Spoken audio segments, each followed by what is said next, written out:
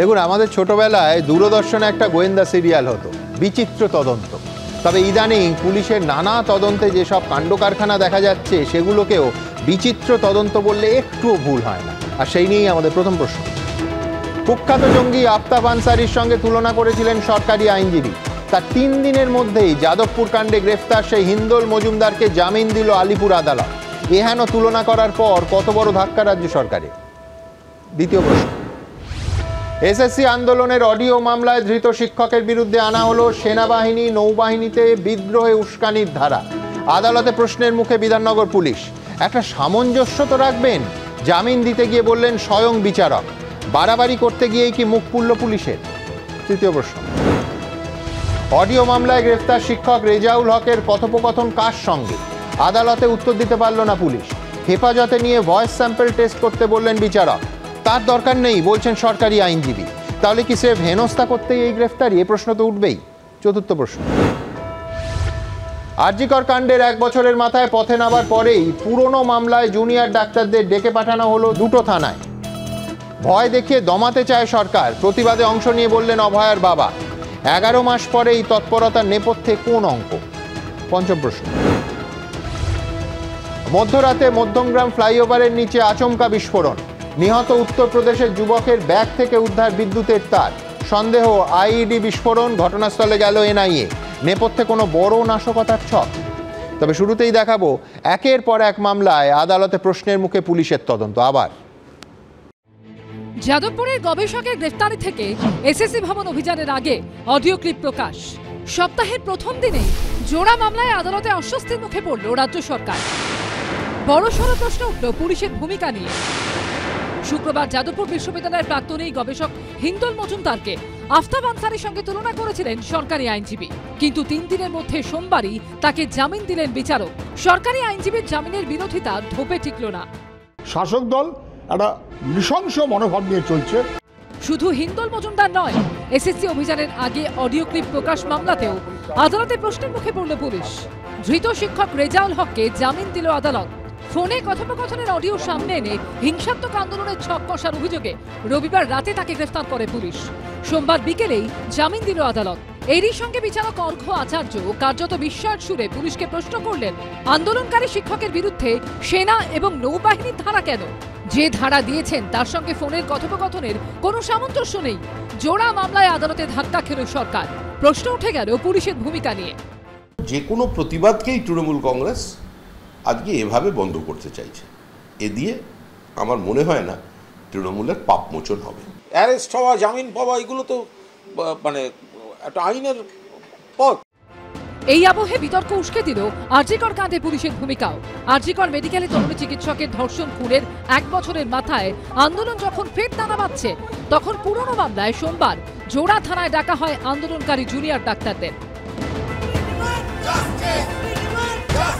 বিভিন্ন জনকে হ্যারাস করার জন্য এইভাবে বাড়িতে চিঠি পাঠানো হচ্ছে 1 বছর পর পর। একের পর এক মামলা, একের পর এক প্রশ্নের মুখে পুলিশ। চরম অস্বস্তিতে রাজ্য সরকার। বিজন চক্রবর্তী, বিজেন্দ্র সিংহ ও সন্দীপ সরকারের রিপোর্ট, এবিপি আনন্দ। দেখুন, শুরুতেই আপনাদের একটা জিনিস মনে করিয়ে দেব। গত বৃহস্পতিবার এই অনুষ্ঠানে আমরা প্রশ্ন তুলি যে ঘটনার সময় কলকাতাতেই না থাকা স্পেন থেকে গত সপ্তাহে দেশে ফেরা গবেষক হিন্দোল মজুমদারকে এইভাবে লুকআউট নোটিশ জারি করে দিল্লি থেকে গ্রেফতার করা হলো কেন? আমি বলেছিলাম, হিন্দোল কি জঙ্গি নাকি? হিন্দোল কি সন্ত্রাসবাদী? হিন্দোল কি আফতাব আনসারি? আমরা জানতামই না। এ কথা বলার 24 ঘন্টার মধ্যে আদালতে দাঁড়িয়ে সরকারি আইনজীবী শুক্রবার ঠিক এটাই বলবেন যে হিন্দোল আফতাব আনসারির মতোই বিদেশে বসে ষড়যন্ত্র করে যাদবপুর কাণ্ড ঘটিয়েছে। আমি প্রথমে দেখাবো গত বৃহস্পতিবার এই অনুষ্ঠানে ঠিক কি বলেছিলাম। একজন গবেষক যিনি 8000 কিলোমিটার দূরে, আমি বলছি ঘটনাটাকে, অনেকে বলছিলেন সেদিন স্পার অফ দ্য মোমেন্ট, এটা ঘটে গেছে ঘটনা, অনেকক্ষণ ধরে ঘটনা চলেছে, সেই ঘটনাটাকে আগে থেকে প্ল্যান এবং 8000 কিলোমিটার দূরে স্পেনে বসে এই গবেষক সেটা প্ল্যান করেছেন। এবং তিনি যখন, লক্ষ্য করুন ঘটনা প্রবাহটা, দিল্লি এয়ারপোর্টে নামলেন, তিনি আফতাব আনসারি নন, তিনি জঙ্গি নন, সন্ত্রাসবাদী নন, এমনকি বিনয় মিশ্রও নন। তাকে আমাদের কলকাতা পুলিশের লুকআউট নোটিশে গ্রেফতার করা হলো। আর এবার দেখাবো সরকারি আইনজীবী শ্রী সৌরিন ঘোষাল পরের দিন অর্থাৎ শুক্রবার আলিপুর আদালতে ঠিক কি বলেছিলেন। বিচিত্র সমাপতন দেখুন। হিন্দোলের সাথে আফতাব আনসারীর একটা না আমরা করা যায়। ওনারা যেটা বলতে চেয়েছেন সেই সময় ওনারা ছিলেন না, এখানে বাইরে ছিলেন, সেই রেসপেক্টে কথা প্রসঙ্গে আমরা বলেছিলাম যে সেই কেসে ওই আফতাব আনসারীর কেসে কনভিকশন হয়েছিল, হাইকোর্টে গেছিল, হাইকোর্টও কনফার্ম করেছিলেন এবং সেখানে উনি তো ছিলেন না ঘটনায়, সেটাই প্রসঙ্গ। ওনারা প্লি নিয়েছিলেন, ওরা ইন্ডিয়ার বাইরে ছিলেন। একই ঘটনায় ওখানেও দেখা যাচ্ছে যে প্রাইম অ্যাকিউজড ছিল ইন্ডিয়ার বাইরে, উনি মাস্টার মাইন্ড ছিল, উনি অপারেট করেছিলেন, সেই প্রসঙ্গ এসেছিল। এবার আমার প্রথম বক্তা ফিরদৌস শামীমের কাছে আসব। আমেরিকান সেন্টারে 2002 সালে পুলিশ সহ সুরক্ষা কর্মীদের গুলি চালিয়ে খুন করার মামলায় দুবাইতে বসে পরিকল্পনা করার জন্য আফতাব আনসারীর ফাঁসির সাজা হয়েছিল, আর রাজ্য সরকার যাকে কোর্টে দাঁড়িয়ে সেই আফতাব আনসারীর সঙ্গে তুলনা করলো, 3 দিনের মধ্যে তার জামিন হয়ে গেল। এর মানেটা আইনিভাবে কি দাঁড়ায় ফিরদৌস? দেখুন, পুলিশের অ্যারেস্ট করার ক্ষমতা আছে, তার মানে এই নয় পুলিশ যখন যে যা কিছু লিখলো ধরে অ্যারেস্ট করে নিয়ে চলে এলো। সুপ্রিম কোর্ট এটা বুঝেছিল, সেই জন্য সুপ্রিম কোর্ট কিছু ওই প্রসিডিউরাল প্রোটোকল করে দিয়েছিল, এবং সেই প্রসিডিউরাল প্রোটোকল কি সেটা ওই অন্বেষ কুমারের জাজমেন্টে খুব সুন্দর করে এলাবোরেট করে বলা আছে, এবং সেটাকে ফলো করেই এই প্রসিডিউরাল প্রোটোকল ফলো করেই কিন্তু যেগুলোর শাস্তি আপ টু 7 ইয়ার্স পর্যন্ত হয় সেগুলো কিন্তু ওই নোটিশ দিয়ে, আপনারা জানেন আগে 41A ছিল, এখন 35 হয়েছে, ফলে এই যে নোটিশ দিয়ে তাকে জানাতে হবে, খুব ইমার্জেন্সি সিচুয়েশন এক্সেপশন আছে, কিন্তু সেই এক্সেপশন তো তৈরি হতে হবে। কিন্তু পুলিশ কি করছে, পুলিশ দেখুন এই যে অ্যারেস্টগুলো দেখুন, আপনি এই অ্যারেস্টগুলো ভাবুন, এই যে হিন্দোলকে অ্যারেস্ট করলো কিসের জন্য? ব্রাত্য বসুর উপর আক্রমণ হয়েছে, অর্থাৎ মন্ত্রীর উপরে আক্রমণ, প্রশাসনের উপর আক্রমণ। শিক্ষককে করছে কেন? তারা প্রশাসনের বিরুদ্ধে কথা বলছে, অর্থাৎ পুলিশ একেবারেই বর্তমানে শাসক দলের তাবেদারে পরিণত হয়েছে। এবং সেই জন্য দেখছেন যে ব্রাত্য বসু তিনি কিন্তু মানে আমি এর আগের দিনও যেদিন আপনি দেখাচ্ছিলেন ওই হিন্দোলকে গ্রেপ্তার করছে, সেদিনই আমিও ছিলাম, সেদিন আপনি যেদিন এই কথা বলছিলেন, সম্ভবত আমি যদি খুব ভুল না করি, একদম ব্রাত্য বসু খুব আমতা আমতা করে বলছেন আর কি, আমি জানি না মানে তিনি মানে তিনি দায়ী দিচ্ছেন না, কিন্তু পুলিশ ওই যে ধরে আনতে বললে বেঁধে আনতে হবে, অতএব পুলিশকে কিন্তু একেবারে মন্ত্রীমশাইকে খুশি করতে হবে। পুলিশ ভেবেছেন মন্ত্রী গ্রেপ্তার করলে মন্ত্রীমশাই খুশি হয়ে যাবেন। আবার দেখুন এই শিক্ষক কাণ্ডে আপনাদের মনে থাকবে কলতানকে গ্রেপ্তার করা আছে, মনে আছে একটা ভয়েসের উপর, একদম, এবং সেই ক্ষেত্রে কলতানে কিন্তু হাইকোর্টের অর্ডারে কিন্তু কলতান মুক্ত হয়। ফলে এই যে ধরুন এই যে পুলিশের যে ব্যবহার, পুলিশের এবং শুধু তাই নয়, আমি মানে আরেকটা প্রশ্ন করতে চাইবো পুলিশকে বিশেষ করে, এবং এখানে শাসক দলের প্রতিনিধিও আছেন, আমি জানি তিনি পুলিশের দায় হয়তো নেবেন না, কিন্তু শাসক দলের দায় তো নিতে হবে, কারণ প্রশাসনটা তারাই চালাচ্ছেন। সেটা হচ্ছে যে আপনার ইচ্ছা হলো যে কোনো দুজন ব্যক্তির মধ্যে ফোন আলাপ ইচ্ছা হলো আর আপনি ট্যাপ করতে শুরু করে দেবেন, তার তো নির্দিষ্ট কারণ থাকবে এবং তার একটা প্রসিডিউর আছে, অনুমতি নিতে হবে। একদম, আমি এই জায়গাতেই আসতে চাই। এমনকি অনেক ক্ষেত্রে মুখ্য সচিবের সই লাগে, স্বরাষ্ট্র সচিবের সই লাগে, ইমার্জেন্সি না হয় অবশ্যই লাগবে, এবং সেটা একটা নির্দিষ্ট এসওপি আছে। ফলে সেগুলো যে ভায়োলেট করছেন, আসলে এগুলো কেন করছেন?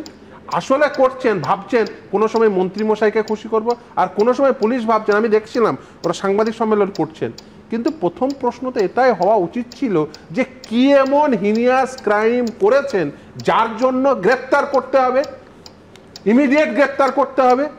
কেন গ্রেপ্তার করতে হবে? এই হিন্দোলকেই বা কেন গ্রেপ্তার করতে হবে, বা শিক্ষকদের কেন গ্রেপ্তার করতে হবে?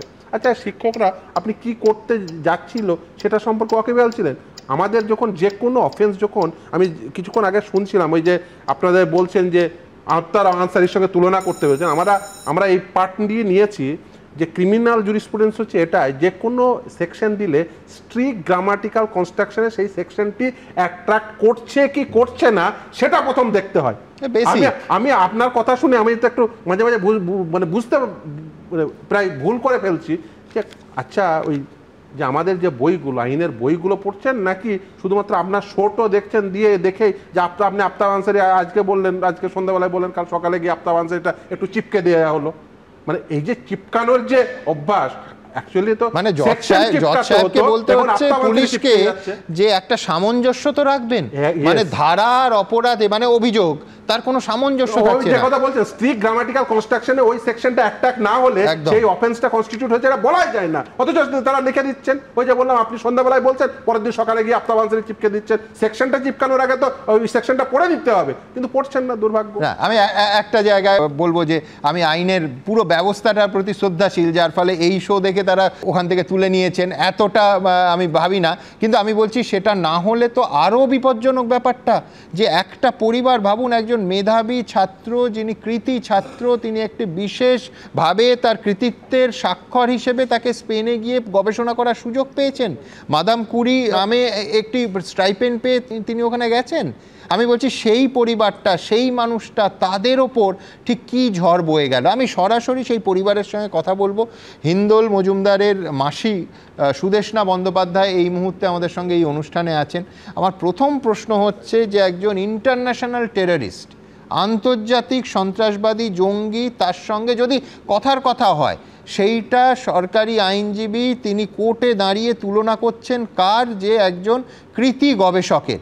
এবং কোন মামলায় টানা হচ্ছে? যে মামলায় অভিযুক্তর ফাঁসির আদেশ হয়েছে, ঠান্ডা মাথায় তার পরিকল্পনা অনুযায়ী 4 জন পুলিশকর্মী এবং 1 জন সুরক্ষা কর্মীকে গুলি করে খুন করা হয়েছিল আমেরিকান সেন্টারের সামনে 2002 সালে। সেই তখন ফিল্ড রিপোর্টার হিসেবে আমি কাভারও করেছি। আমি বলছি এটা ওই পরিবারটা, অর্থাৎ আপনাদের পরিবারটা, সুদেষ্ণা দেবী, এই যখন খবরটা শুনলেন, একেবারে লুকআউট নোটিশ, এবং তার জন্য দিল্লিতে গ্রেফতার করা হয়েছে আপনার আত্মীয়কে, একজন অল্প বয়সী তরুণ গবেষককে, যার সামনে অসীম সম্ভাবনা, আপনাদের পারিবারিকভাবে কতটা ধাক্কা লেগেছিল?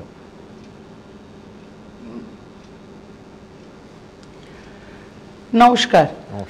দেখুন সুমন, এটা তো খুব স্বাভাবিক যে এরকম একটা ঘটনা হঠাৎ করে শুনলে পারিবারিকভাবে এবং মানসিকভাবে একটা প্রচণ্ড বিপর্যস্ত হয়ে পড়েছিলাম আমরা।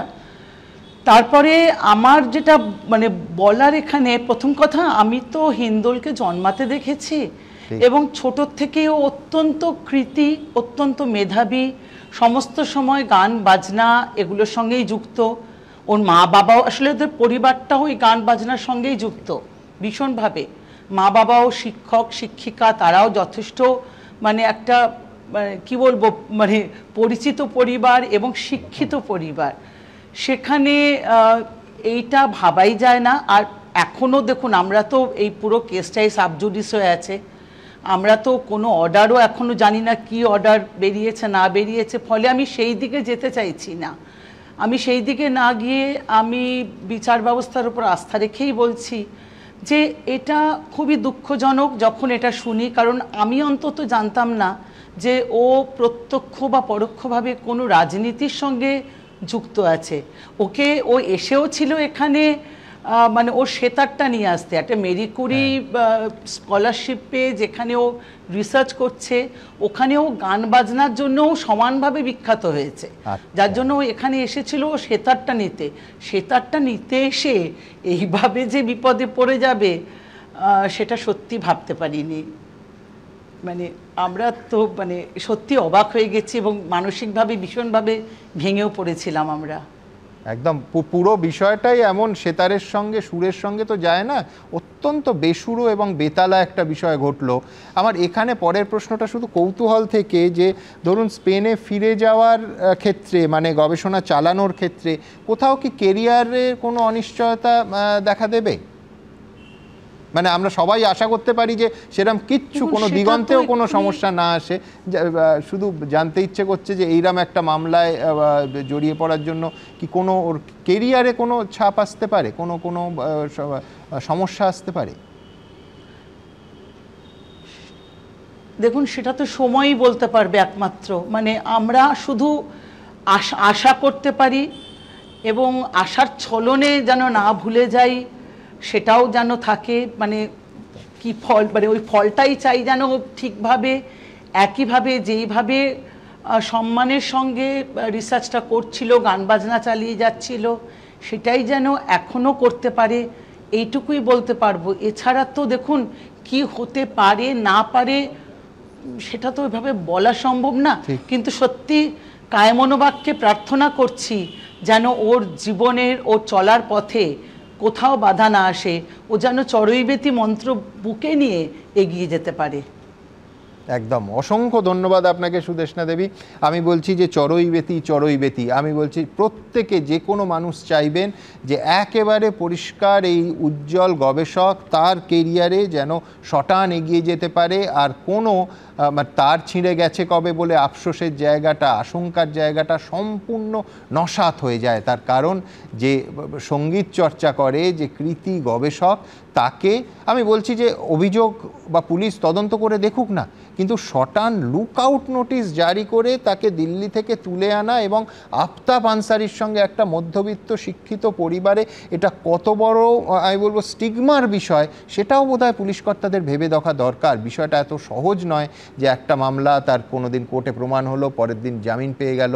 বোধহয় পারিবারিক দিক থেকে তারাও তো আমাদের মতো পরিবারে থাকেন, তারা যদি একটু ভেবে দেখেন আমাদের পুলিশ কর্তা এবং সরকার বাহাদুর, তাহলে নিঃসন্দেহে সেটা সবার কাছে কাম্য। আমি দ্রুত একবার দেখব হিন্দোল মজুমদার বেরিয়েছেন এই মুহূর্তে, তার বক্তব্য। জিনিস জানলাম, থানায় এসছো পার্সোনাল প্রপার্টিগুলো ফেরত নিতে। কি কি আছে? ব্যাগ, সুটকেস ইত্যাদি। আপনাকে আফতাব আনসারীর সঙ্গে কেন তুলনা করা হলো? আমি জানি না, সেটা বাকিরা বলতে পারবেন, যিনি তুলনা বলছিলেন বলতে পারবেন।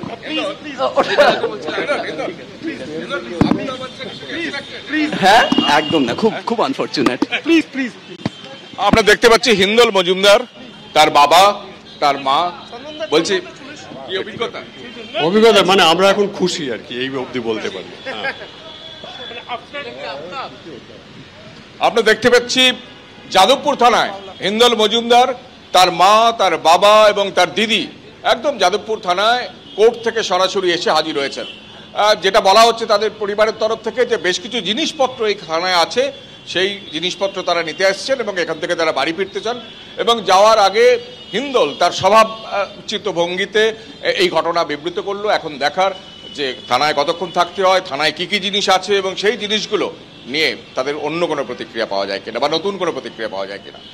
ধন্যবাদ কৃষ্ণেন্দু, তুমি পরিস্থিতির ওপর নজর রাখো। আমি শুধু দেখুন, আমরা প্রত্যেকে এইটুকু তো চাইতে পারি যে হিন্দোলের এই যে উজ্জ্বল হাসিটা এটা অক্ষয় হোক, ও ওর কর্মক্ষেত্রে যে গবেষণার মধ্যে আছে সেখানে যেন ফিরে যেতে পারে, এবং পুলিশকে যে অভিযোগ এনেছে তা প্রমাণ করতে হবে। কিন্তু আমি আবার বলছি এই হাসিটা, এটা মানে এই উজ্জ্বল হাসিটা একজন গবেষক, একজন তরুণ গবেষকের মুখে যেন স্থায়ী চেহারা পায়। আমি এখান থেকে আমার পরের প্রতিবেদন যে পুলিশের আপত্তি, কোর্টে কিন্তু আজ ধোপে টিকলো না, জামিন পেলেন এই হিন্দোল মজুমদার। জামিন পেয়ে যখন বেরোচ্ছেন সেই উজ্জ্বল মুখের হাসি আপনারা দেখলেন এই মুহূর্তে লাইভে।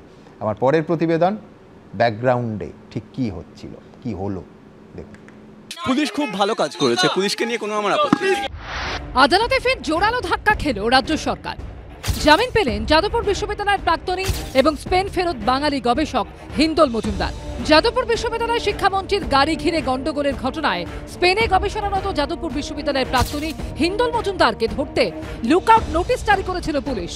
তার ফলে বুধবার স্পেন থেকে দিল্লি বিমানবন্দরে নামতেই তাকে গ্রেফতার করা হয়। শুক্রবার এই বাঙালি গবেষককে আদালতে তুলে কুখ্যাত জঙ্গি আফতাব আনসারির সঙ্গে তার তুলনা করেন সরকারি আইনজীবী। আর 3 দিনের মাথায় তাকেই জামিন দিল আদালত। ধাক্কা খেল পুলিশ, বেকায়দায় পড়ল সরকার। পুলিশের এই সক্রিয়তাকে কিভাবে পুলিশ খুব ভালো কাজ করেছে, পুলিশকে নিয়ে কোনো আমার আপত্তি নেই। তাকে স্পেন থেকে আসার পথে তুলে নেওয়া হলো, কলকাতা পুলিশ দিল্লিতে গিয়ে অ্যারেস্ট করছে, তার মানে কতটা তৎপরতা তাদের। 3 দিন পুলিশি হেফাজতে কাটানোর পর হিন্দোল মজুমদারকে সোমবার আলিপুর আদালতে তোলে পুলিশ। তার জামিনের বিরোধিতা করে জেল হেফাজতে পাঠানোর আর্জি জানান সরকারি আইনজীবী। পাল্টা ধৃতের আইনজীবী দাবি করেন তদন্তের কোনো অগ্রগতি হচ্ছে না, তাই তার মক্কেলকে জামিন দেয়া হোক।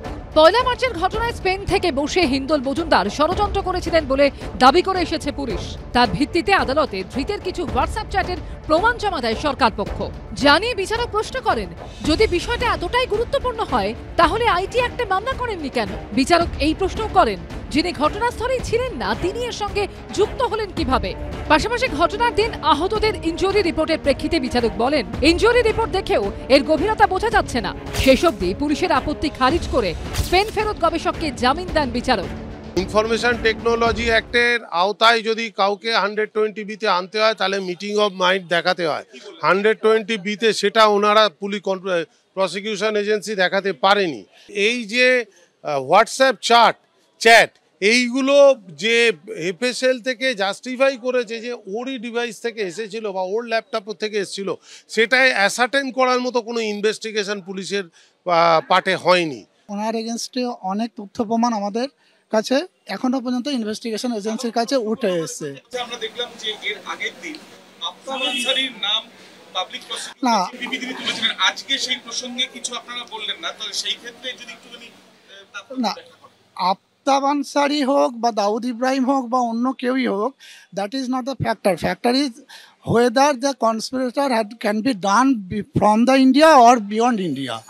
ইন্ডিয়া থেকে করা যায় না ইন্ডিয়ার বাইরে থেকেও করা যায় কি না, এটাই হচ্ছে কোশ্চেন। সেই রেসপেক্টে উদাহরণস্বরূপ হয়তো আগের দিন আমাদের চিফ সাহেব একজনের নাম করেছিলেন। প্রথমে একজন কৃতি গবেষককে এভাবে গ্রেফতার, তারপর আমেরিকান সেন্টারে হামলায় যাবজ্জীবন সাজাপ্রাপ্ত জঙ্গি আফতাব আনসারীর সঙ্গে তুলনা, অবশেষে আদালত থেকে জামিন।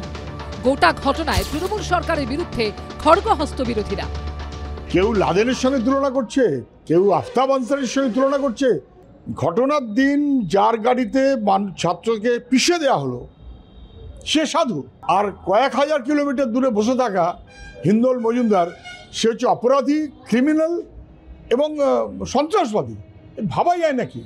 তাকে অ্যারেস্ট করা হয়েছিল, তিনি যে বিশৃঙ্খলাটা তৈরির সঙ্গে যুক্ত ছিলেন হোয়াটসঅ্যাপে, নিজে যেখানেই বসে থাকুন, তিনি কৃতি ছাত্র হতে পারেন এবং সে নিয়ে কোনো সন্দেহও নেই, কিন্তু কৃতি ছাত্র অপরাধ করলে আইন প্রযোজ্য হবে না, এটা আমার দেশের আইনে নেই।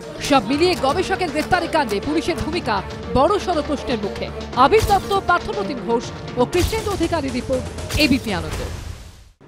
আমার পরের বক্তা নজরুল ইসলাম, তার কাছে যাওয়ার আগে আমি দ্রুত আরেকটা ঘটনা, যেটা শুরুতেই বললাম, সেই ঘটনাটাও পাশাপাশি নিয়ে আসবো। তার কারণ কোথাও একটা মিল আছে। নজরুলদা জানেন যে অডিও টেপ নিয়ে গতকাল বিধাননগর পুলিশ ঢাক ঢোল পিটিয়ে সাংবাদিক সম্মেলন করেছে এবং যে অডিও টেপ শোনানো হয়েছে সেটা অত্যন্ত উদ্বেগজনক। কিন্তু মুর্শিদাবাদ থেকে রেজাউল হক নামে মালদার এক স্কুলে পড়ানো চাকরিহারা শিক্ষককে ওই কেসে পুলিশ গ্রেফতার করলো, অথচ আজ আদালতে সম্পূর্ণ অন্য ছবি। আদালতে পুলিশ বলতেই পারল না যে একদিকে যদি রেজাউল হক থাকেন তাহলে অন্যদিকে কে। খুব গুরুত্বপূর্ণ প্রশ্ন যে কার সঙ্গে রেজাউল হক কথা বলেছেন, এটা তো গুরুত্বপূর্ণ, আদালতে পুলিশ বলতে পারল না। 2, কণ্ঠস্বরটা যে রেজাউল হকের সেটার বিষয়ে কোনো তদন্ত রিপোর্ট নেই। মাননীয় বিচারক যখন বললেন যে আমি পুলিশ কাস্টাডি দিচ্ছি, আপনারা আগে ভয়েস স্যাম্পল কালেক্ট করে টেস্ট করুন, তখন তার উত্তরে পুলিশ বলে যে এখন তার দরকার নেই, ভবিষ্যতে দরকার হলে আমরা করব। আমি বলছি বিস্ময়কর এই জন্য যে যাকে আফতাব আনসারী বলছে পুলিশ, তাকে নিয়ে একদম কোর্টে দাঁড়িয়ে আফতাব আনসারী বলছে এবং পুলিশ কাস্টাডির দরকার নেই বলছে। আবার এই অডিও টেপে আপনারা যারা কালকে শুনেছেন যে নাকি যে পেট্রোল বোমা, সকেট বোমা মারার কথা বলছে, পুলিশ দাবি করছে, তার সম্পর্কে পুলিশ বলছে না আমার ভয়েস টেস্টের কোনো দরকার নেই। আমি এই রকম বিচিত্র তদন্তের কথা আমি অন্তত শুনিনি। নজরুলদা শুনেছেন কিনা এবার জেনে নিন।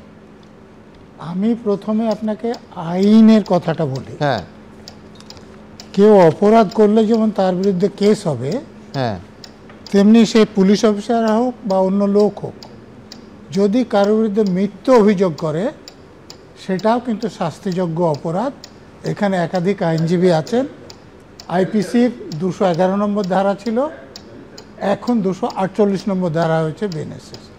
অতএব এই যে বিধাননগর পুলিশ যে একজনকে ধরে বলল এর কণ্ঠস্বর, অথচ তার ভয়েস স্যাম্পল নিতেই চাইছে না, তো যতক্ষণ না ভয়েস স্যাম্পল টেস্ট করে এই কণ্ঠস্বরটা এবং কার সঙ্গে কথা বলছিল সে কণ্ঠস্বরটাও তার, এটা প্রমাণ হচ্ছে না, ততক্ষণ তাদের তো অ্যারেস্ট করার কথা নয়। অতএব যারা এর সঙ্গে যুক্ত আছেন তারা যদি এই পুলিশ অফিসার তাদের বিরুদ্ধে মামলা করেন তাহলে কিন্তু তাদের সাজা হয়ে যাবে। একই কথা হিন্দলের ক্ষেত্রেও, কারণ হিন্দল যাদবপুরে সেদিন উপস্থিত ছিলেন না, এই ব্যাপারে কোনো রকম সন্দেহ নেই। তাহলে একমাত্র সে ষড়যন্ত্র করেছে। তাহলে ষড়যন্ত্র করেছেন, একটা ফোন কল করেছে বা কোনো মেসেজ পাঠিয়েছে, সেই মেসেজটা তখন তো রেকর্ড করা হয়নি, তাহলে মেসেজে কী ছিল সেটা কোথা থেকে রিকভার করলো, বা ফোনে কি কথা বলেছিল কোথা থেকে রেকর্ড করলো। ফোনে যদি না দেখাতে পারে, দেখুন ষড়যন্ত্রটা ধারা আগে যে 120-তে ছিল, 161-তে এসেছে, সেখানে হচ্ছে যে কোনো অপরাধ করার জন্য ষড়যন্ত্র হতে হবে। তো তারা যদি এটা প্রমাণ না করতে পারে যে অপরাধ করার জন্য সে যুক্ত ছিল ষড়যন্ত্রে, তাহলে কিন্তু সে মামলা করলেও যারা এই অ্যারেস্ট করেছে, লুক আউট নোটিশ পেয়েছে, তাদের কিন্তু সাজা হয়ে যাবে। এবার আমি তারপরেও পুলিশের যে সক্রিয়তা আমি মেনে নিতাম, কিন্তু ধরুন যাদবপুরে যার গাড়ির তলায় পড়ে একজন ছাত্র আহত হয়েছে, সে কথাও আমি ছেড়ে দিলাম, কিন্তু সেই লোকটা কে? শিক্ষামন্ত্রী তো, তিনি একটা পার্টির নেতা। আপনারা কি তার এই বক্তৃতা শোনাননি যে তিনি বলছেন যে তৃণমূল করলেই চাকরি হবে? কোথায় হবে, কিভাবে হবে আমি বলবো না, কিন্তু হবে, হয়েছে এবং হবে। আপনারা তাকে প্রতিক্রিয়া নিয়েছিলেন, আপনাদের দেখুন ফুটেই আছে, তিনি বলছেন যে আমার কোটার চাকরি। মন্ত্রীদের কোটা আছে, আইনটা একটু যদি আপনি জানতে পারেন মন্ত্রীর কাছ থেকে দেখাবেন। শুধুমাত্র বামফ্রন্ট আমল থেকেই আছে যে তার যে পিএ থাকে এবং সিএ থাকে এবং তার হেল্প করার জন্য গ্রুপ ডিস থাকে, সেইটা মন্ত্রীকে পছন্দ করে নিতে বলা হয়। কিন্তু মন্ত্রী তৃণমূলের নয়, মন্ত্রী যে বিজেপি করছে, যে সিপিএম করছে, যে কংগ্রেস করছে, যে কোনো দল করছে না সকলে, তাহলে যে মন্ত্রী বলে যে তৃণমূল করলেই চাকরি হবে এবং সেটা অস্বীকার করছে না, এটাও তো অপরাধ। পুলিশের লোকেরা কি মন্ত্রীকে ডেকে জিজ্ঞাসাবাদ করেছেন, না অ্যারেস্ট করেছেন, না তার কথা কিনা সেটা পরীক্ষা করেছেন? 1 নম্বর। শীতলকুচিতে ঘটনার পর রাজ্যের মুখ্যমন্ত্রী মমতা ব্যানার্জি পার্থপ্রতিম রায়ের সঙ্গে যে টেলিফোনে কথা বলছিলেন, তার অডিও আপনারা যদি চান এখনও পাবেন, আমিও দিতে পারবো। সেখানে মুখ্যমন্ত্রী বলছেন যে তোমরা করবে না, আইনজীবীর সঙ্গে কথা বলে এফআইআরটা এরকমভাবে করতে হবে যাতে ওই এসপিটাকে ফাঁসানো যায়, সিআইকে ফাঁসানো যায়, সিআরপিএফের কমান্ডারকে ফাঁসানো যায়। তিনি যদি বলতেন যে যারা যারা অপরাধী তাদের বিরুদ্ধে যাতে ব্যবস্থা, আমার কোনো আপত্তি ছিল না, কিন্তু ফাঁসানো মানে ফ্রেম, তার মানে তার বিরুদ্ধে মিথ্যা মামলা করা, এটা অপরাধ কিনা? আমাদের কোন পুলিশ অফিসার এটা তদন্ত করেছে? আমি বিধাননগর থানারই একটা কেস দিয়ে আমি শেষ করছি, অনুব্রত মণ্ডলের কথা বলছি না আপনারা, আমি আসবো আলাদা করে এই আলোচনাতেই আসবো। সমরেশ চক্রবর্তীর কথা আপনাদের মনে আছে? কিশোর হালদার হাসপাতাল থেকে দেখে মাথায় ব্যান্ডেজ করে রক্ত ভেজা জামা নিয়ে বাগুইহাটি থানায় এসে বললেন যে এই কাউন্সিলর আমার কাছে 50 লাখ ঘুষ চেয়েছিলেন, আমি 20 লাখ, তারপরে 3 লাখ, 23 লাখ টাকা দিয়েছে, বাকি টাকা দিতে পারিনি, সেই জন্য আমাকে মারধর করেছে। সেই কাউন্সিলরকে আমাদের পুলিশের লোকেরা খোঁজ করে পেয়েছিলেন, তো বলছেন যে বাড়িতে আমরা নোটিশ দিয়েছিলাম হাজির হতে। মাসের পর মাস তিনি ফেরার থেকে না, 2 মাস পরে যখন বারাসাত আদালতে হাজির হলেন, তার জামিনের বিরোধিতা করা হয়েছিল, তিনি এবং তার সঙ্গে লোকেরা জামিন পেয়েছিলেন। তো লুক আউট নোটিশ ছেড়ে গেলাম, থানা কেন জানতে পারলেন না? পিপি কেন তার বেলের বিরোধিতা করলেন না?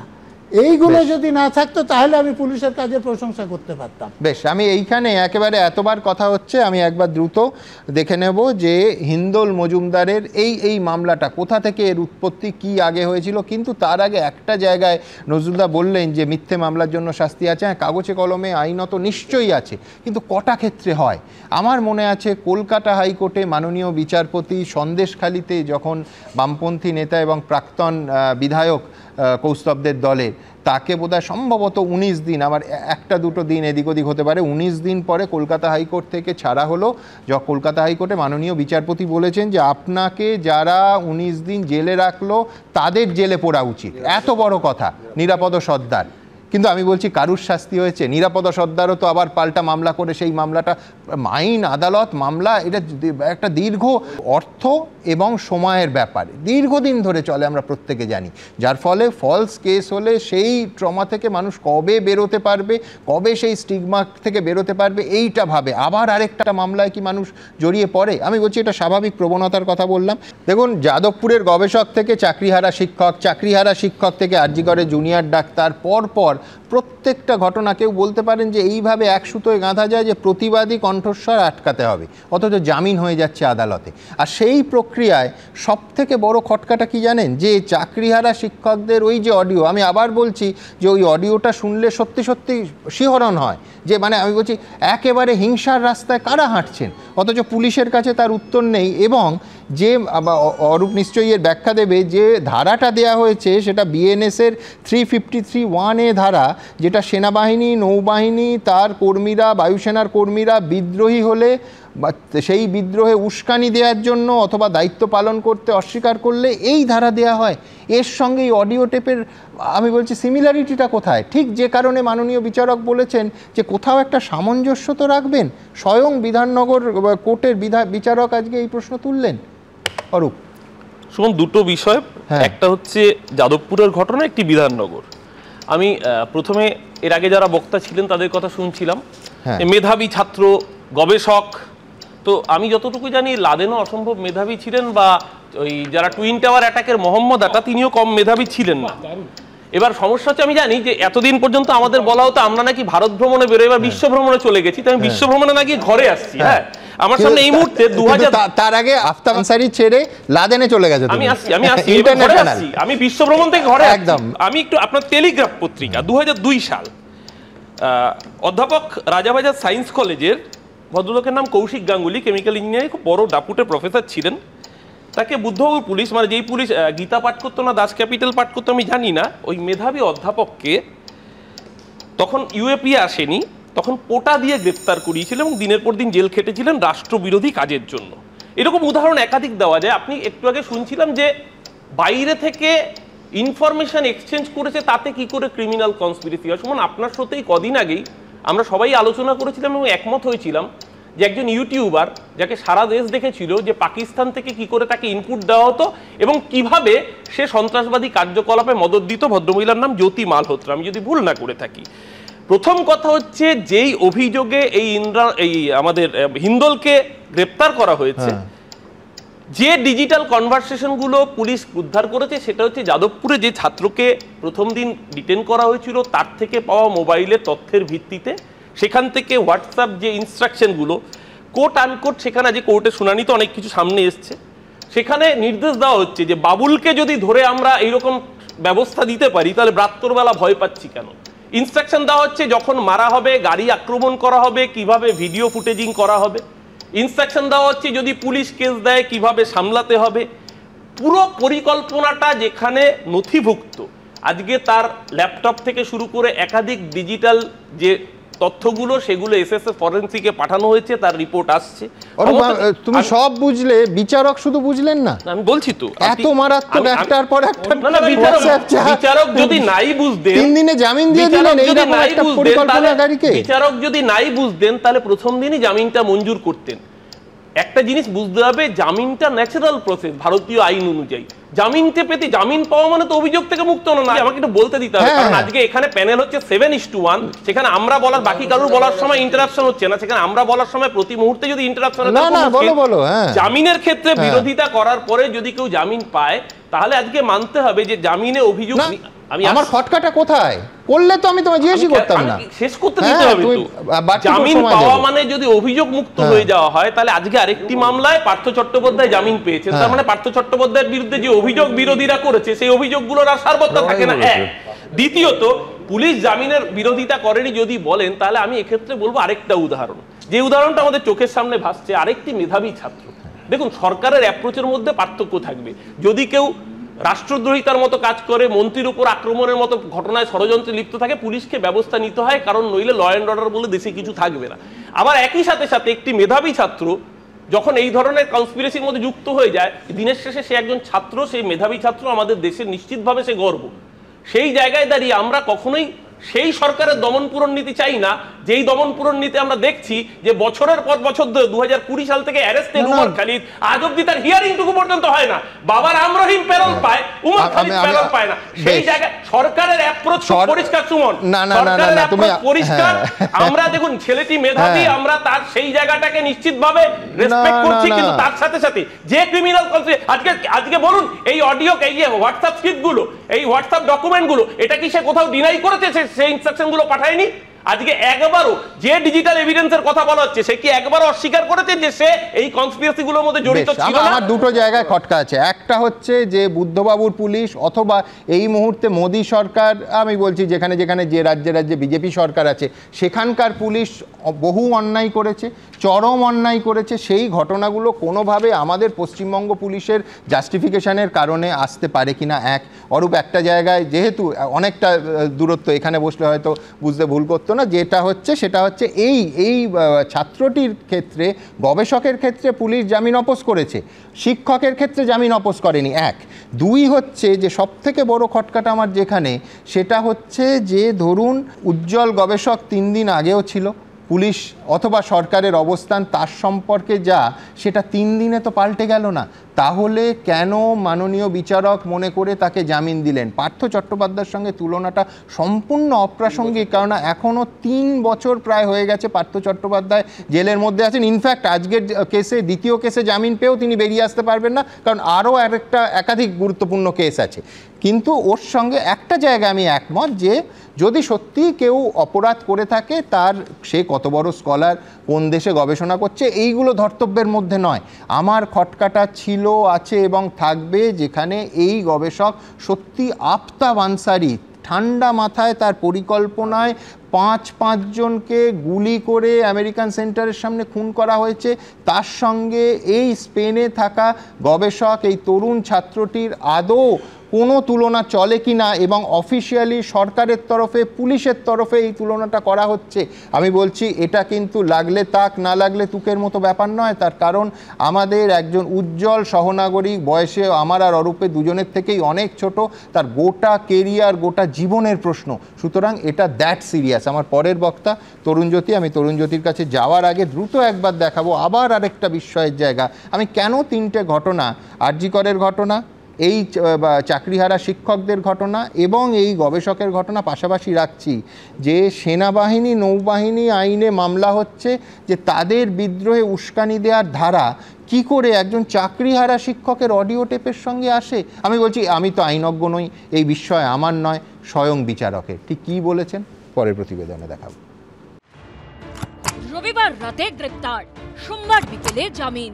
ফোনে হিংসাত্মক আন্দোলনের পরিকল্পনা করার অভিযোগে ধৃত শিক্ষক রেজাউল হককে জামিন দিল বিধাননগর মহকুমা আদালত। শুধু জামিন নয়, মামলার শুনানিতে পরতে পরতে বিচারকের প্রশ্নের মুখে পড়তে হলো মামলার তদন্তকারী অফিসার, বিধাননগর পূর্ব থানার আইসি শঙ্কর নারায়ণ সাহাকে। যে ধারা আপনারা এই ব্যক্তির বিরুদ্ধে দিয়েছেন তার সঙ্গে ফোনে কথোপকথনের কোনো সামঞ্জস্য নেই।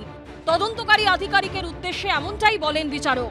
পাশাপাশি বিএনএস এর 351(3) ধারার প্রসঙ্গ টেনে তদন্তকারী অফিসারকে বিচারক অর্ঘ্য আচার্য প্রশ্ন করেন, আপনারা এই মামলায় সেনাবাহিনী এবং নৌবাহিনীর ধারা যুক্ত করেছেন, এটা কি কারণে? এখানে তো কোনো সেনা বা নৌসেনা মোতায়েন হয়নি, বা হাইকোর্টও কোনো নির্দেশ দিয়েছে বলে আমার জানা নেই। তাহলে কেন এই ধারা? ধারাগুলোতে ছিল যে পাবলিক সার্ভেন্টদেরকে থ্রেট করা, এই ধারাগুলোতে ছিল যে আর্মি, নেভি এদেরকে থ্রেট করা, এই টাইপের। কিন্তু এখনো পর্যন্ত এফআইআর বা সিডিতে কোর্ট এরকম কিছু খুঁজে পাননি যে কোন পাবলিক সার্ভেন্টকে থ্রেট করা হয়েছে, কি করা হয়েছে, বা এখানে কোন আর্মি, নেভি কারা যুক্ত আছে, কিছুই খুঁজে পায়নি। এবং পুলিশও ঠিক সদুত্তর দিতে পারেনি, মানে যিনি আইও ছিলেন। ইনভেস্টিগেশন আমরা শুরু করেছি। মাননীয় বিচারপতি কি অর্ডার শিট করছেন, পাস করছেন, সেটা আমরা দেখব। দেখে যদি সেটাতে কিছু করার থাকে আমরা সেটা করব। সোমবার চাকরিহারা শিক্ষকদের এসএসসি ভবন অভিযানের ঠিক আগে রবিবার বিস্ফোরক এই অডিও ক্লিপ প্রকাশ করে বিধাননগর পুলিশ কমিশনারেট। বড় বড় মাথা আসলে ওর মাথায় একটা গ্যাগ করে দিব, ওখানে নিয়ে চলবো। মাসা ওটা কলকাতা চলবে, বুঝলে তো?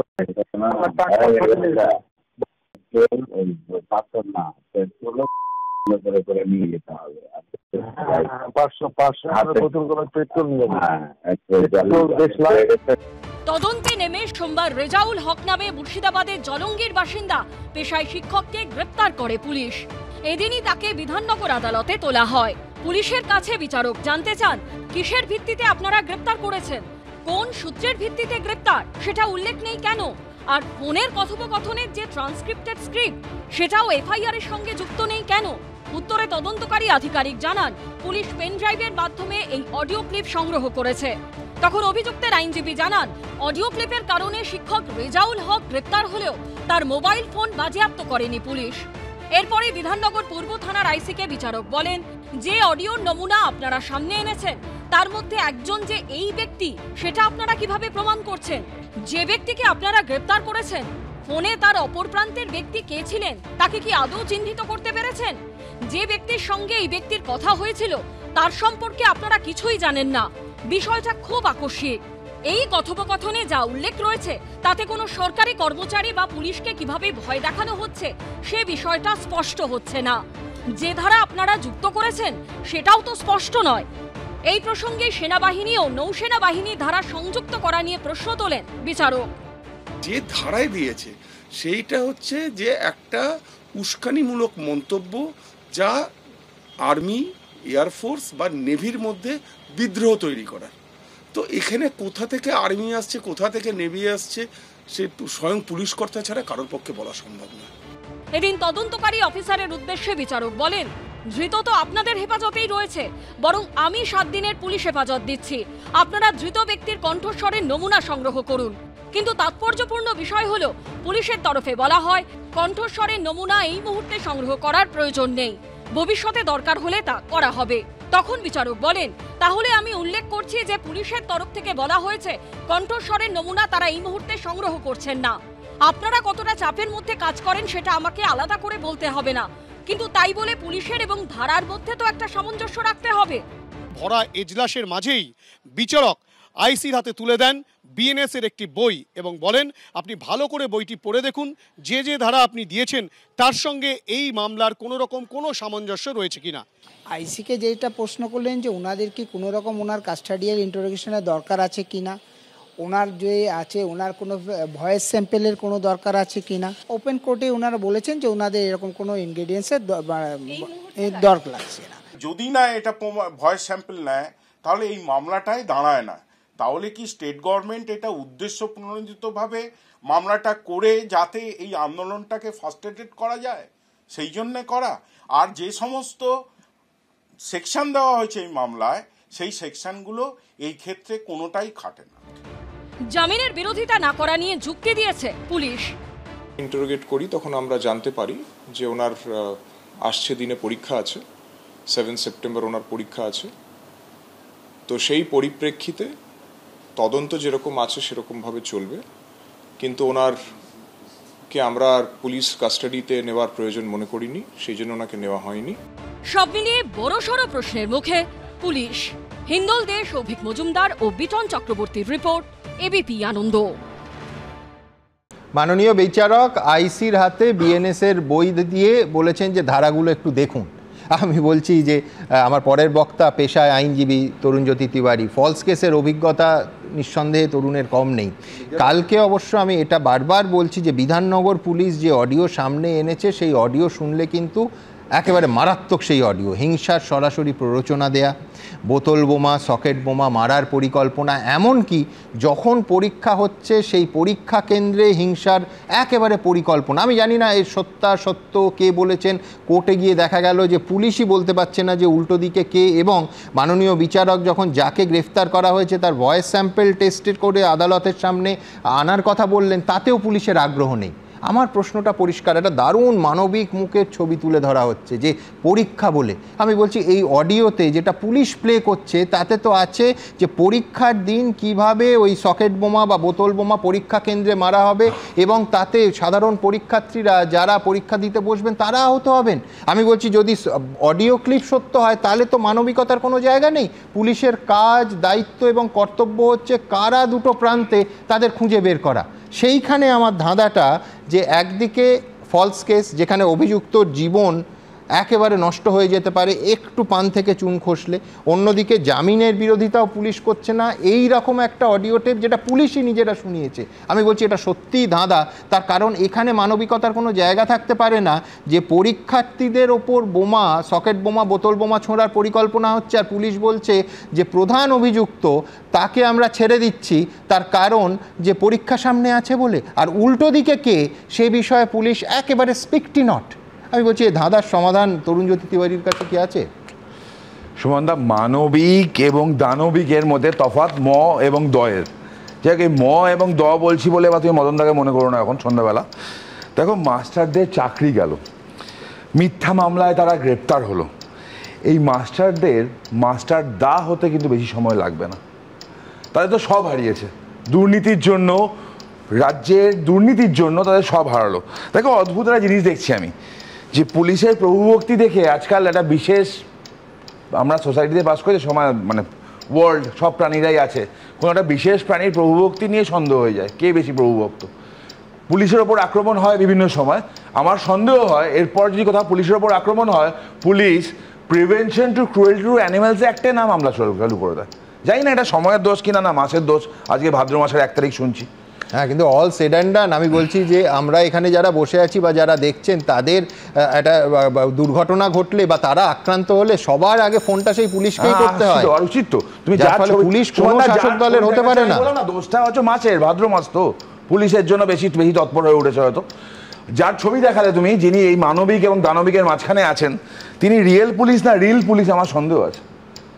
কারণ এমন একজন পুলিশ অফিসার তিনি পিআর রাখেন, তার পিআর প্রমোশনের জন্য একটা পিআর অফিসার তার থাকে বেসরকারি। যে পুলিশ নিজের পিআর নিয়ে বেশি কনসার্ন, সে পুলিশিং নিয়ে কনসার্ন হবে না, স্বাভাবিক। একটা মামলা দেওয়া হয়েছে একজন মাস্টারের বিরুদ্ধে যার চাকরি গেছে 353(1). Is it a joke? রাজ্য সরকারের এত দৈন্যদশা যেটা বিএনএস বই কিনে থানা থানা পাঠানোর ক্ষমতা নেই। আয়োগুলো দেখতে পারে না বিএনএসে কি আছে, কিনতে হবে না, ইন্টারনেট আছে, ইন্টারনেট থেকে দেখতে পারে ডাউনলোড করে, তাও দেখে না কেন? ক্ষমতা নেই, এরা ইচ্ছা করে করে। দেখো, একটা অদ্ভুত ব্যাপার, বাংলা বাঙালি নিয়ে কথা হচ্ছে তো। আমার হিন্দোল বা আগে কলতান, তাদের রাজনৈতিক বিশ্বাস নিয়ে আমি মাথা কামাই না। সে প্রথমে হচ্ছে হিন্দোল একটা বাঙালি ছেলে, স্পেনে গবেষণা করছে, তার সাথে তুলনা হয়ে গেল আফতাব আনসারির। তাকে এলওসি ইস্যু করে তাকে গ্রেপ্তার করা হলো এবং আজকে কোর্টে এটা হলো আমরা দেখেছি। আমরা দেখলাম একজন বাঙালি শিক্ষক যার চাকরিটা চলে গেছে, তাকে নাকি সেনা নৌবাহিনীর ওপর আক্রমণ, নৌবাহিনীর উপর মিউটিনি করা হবে, এরকম একটা অভিযোগে তাকে গ্রেপ্তার করা হচ্ছে। একটা অদ্ভুত রাজনৈতিক প্রতিহিংসা কোন পর্যায়ে গেলে পুলিশ ঠিক এটা করতে পারে। আরও মনে করায়, ডক্টর রজত শুভ্র ব্যানার্জি, মনে আছে নিশ্চয়ই, রজত শুভ্র ব্যানার্জির বাড়িতে সুকান্ত মহিমা দেখা করতে গেছিলো বলে তাকে তুলে এনে লকআপে রেখে দেওয়া হলো।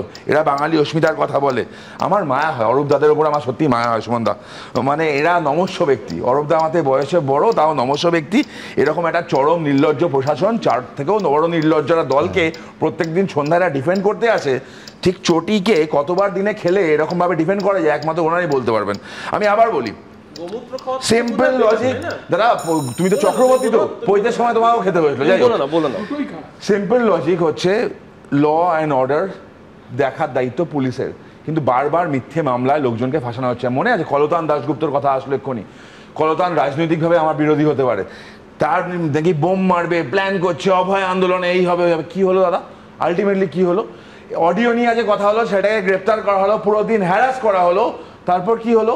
অডিও টেস্টিং এর দরকার পড়লো না, হোয়াটসঅ্যাপ নিয়ে কথা হলো, একটা কৃতি ছাত্রকে আটকানো হলো, কি হলো? কোনো স্টেপ নেওয়া না। তোমার প্রশ্ন, না আমি তো জানতে চাই যে অডিওর দুপান্তে কারা পরিকল্পনা করছে? তোমার প্রশ্ন ছিল কোনো এফেক্ট পড়বে কি? সত্যি এফেক্ট পড়বে। কি এফেক্ট পড়বে জানো?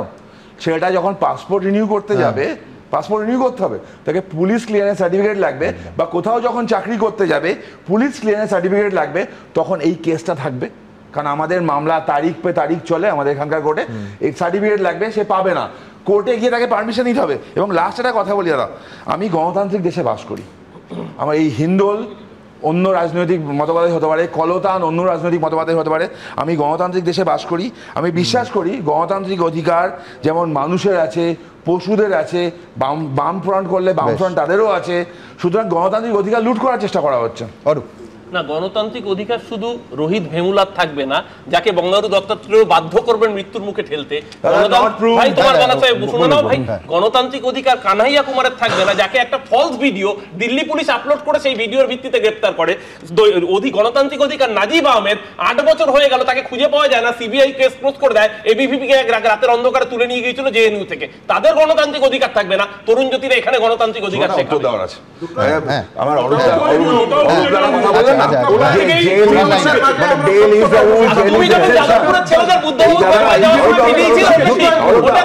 বিশুদ্ধ সিদ্ধান্ত মত ছিল,